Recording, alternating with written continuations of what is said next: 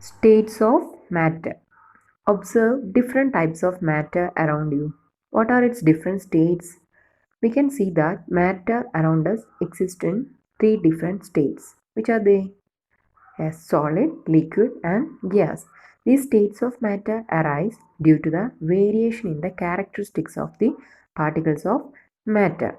Now, let's study the properties of these three states of matter in detail. And first state is solid state. And if you just look through your home, you can see so many things: a pen, a book, a needle, a piece of wooden stick. We can observe that all these have a definite shape, distinct boundaries, and fixed volumes, that is, have negligible compressibility.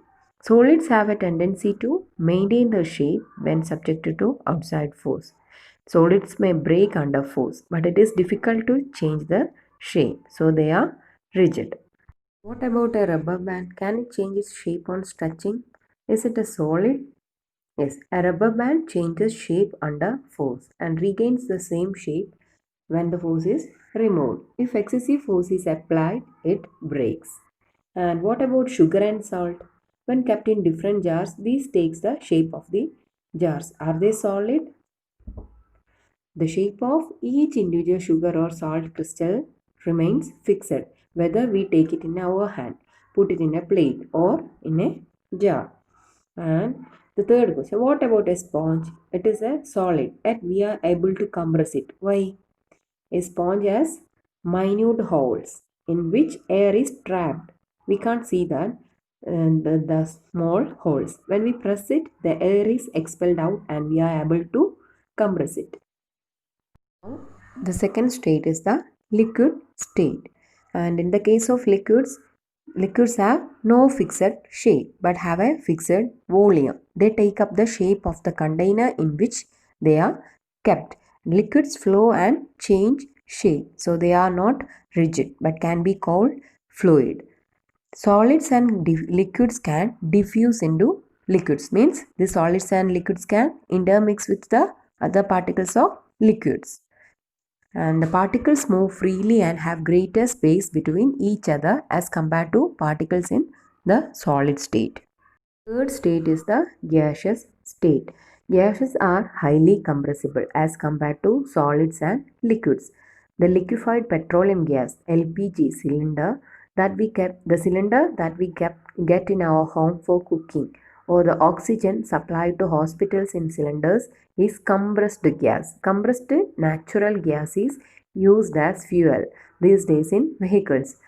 Due to its high compressibility, large volumes of a gas can be compressed into a small cylinder and transported easily. We come to know what is being cooked in the kitchen without even entering there, by the smell that reaches our nostrils. How does this smell reach us? The particles of the aroma of food mix with the particles of air spread from the kitchen reaches and even further away. The smell of hot cooked food reaches us in seconds. Compare this with the rate of diffusion of solids and liquids. Due to high speed of particles and large space between them, gases show the property of diffusing very fast into other gases. In short, these are the properties of the three states of matter. Next topic is, can matter change its state? We all know from our observation that water can exist in three states of matter. Which are they? As solid as in ice form, and liquid as the familiar water, and the gas as water vapor. What happens inside the matter during this change of state? That is, what is happening inside the molecules when water is changing to ice and vice versa. That is, ice when converting into water. What is happening for these water molecules? How the solid is converting into liquid state, that is what we will be going to see. Effect of change of temperature. When changing from solid to liquid state, we want to know how the temperature is affecting this phase change. As temperature increases, heat is absorbed in the form of energy. The kinetic energy of the molecules of a solid increases on absorption of heat and they begin to vibrate with a greater speed. The kinetic energy of the molecules of a solid increases on absorption of heat and they begin to vibrate with a greater speed. As high energy or high heat slowly diffuses across the material, the molecules of the solid break free the intermolecular forces. As high energy or high heat slowly diffuses across the material, the molecules of the solid break free the intermolecular forces. Gradually, there is a phase change from solid to liquid. The temperature at which a solid melts to become a liquid at the atmospheric pressure is called its melting point. Melting point is the temperature at which a solid melts to become a liquid. That is, this is the temperature at which a solid is converting to liquid. If heat is applied further, we are again giving heat to this liquid. That is, the solid changes to liquid at this melting point. And if heat is applied further, again the kinetic energy of the composite particles of the liquid increases and the molecules start to vibrate more energetically. When the molecules gain enough energy, they start escaping from the surface of the liquid by a process called evaporation. With an increase in temperature, the liquid starts to boil. The temperature at which a liquid boils at 1 atmospheric pressure is called boiling point. This is the boiling point is the temperature at which a liquid boils at 1 atmospheric pressure. Thus, the kinetic energy of matter explains that with an increase in temperature, matter changes from solid to liquid, then to gas. Similarly, with a decrease in temperature, matter changes from its gaseous state to liquid and then gradually to its solid state. However, there are certain substances that change directly from solid to gas or vice versa, that is from gas to solid, and this phenomenon is called sublimation. What is sublimation?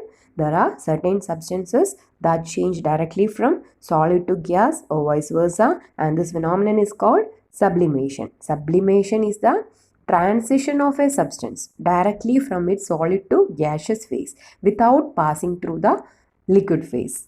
Next is latent heat. We want to know about latent heat. During the phase change from solid to liquid and from liquid to gas, there is no temperature change. That is, there is no increase or decrease in temperature. The heat is continuously absorbed. Latent heat is the heat energy released or absorbed by a body during a constant temperature process. What is latent heat?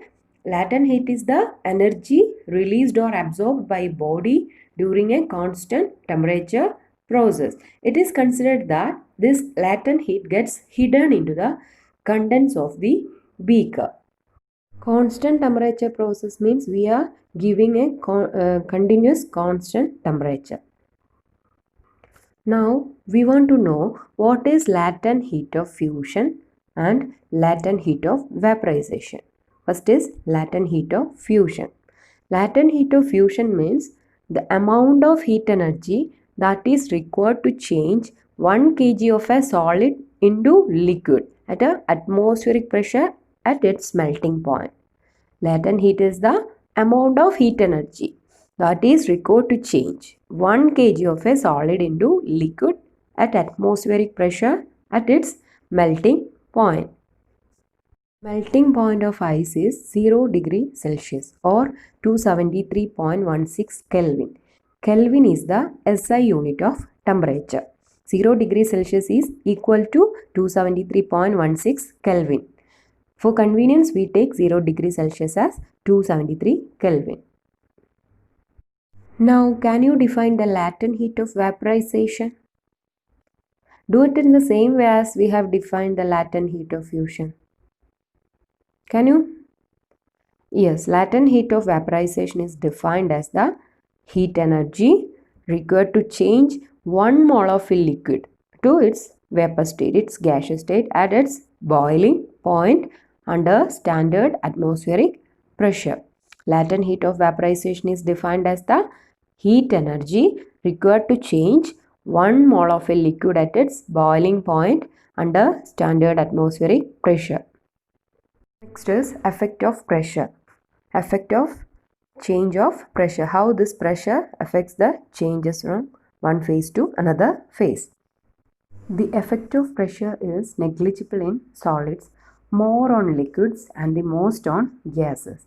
When pressure is applied on a container of gas, the gas particles come close to each other. This reduces the kinetic energy of the particles. When the gas particles come close to each other, the kinetic energy of the particles reduces. When pressure is increased further, gas particles come very close and consequently get converted to liquid. Change in pressure also causes change in the temperature at which a material transforms from one state to another. So, if pressure is greater, higher temperature is needed to change the state of the material. By increasing the pressure, carbon dioxide can be changed to solid. Solid carbon dioxide is known as dry ice. By increasing pressure and decreasing the temperature, air can also be liquefied. That is, air can be converted to liquid. The pressure of air particles present in the atmosphere is called atmospheric pressure. The pressure of air particles present in the atmosphere is called atmospheric pressure. The different units of pressure are Pascal, bar, etc. Pressure also affects the melting point of substances. Most substances expand when they melt. An increase of pressure delays the melting of these substances. Thus, we can say that pressure and temperature determine the state of a substance, whether it will be solid, liquid, or gas.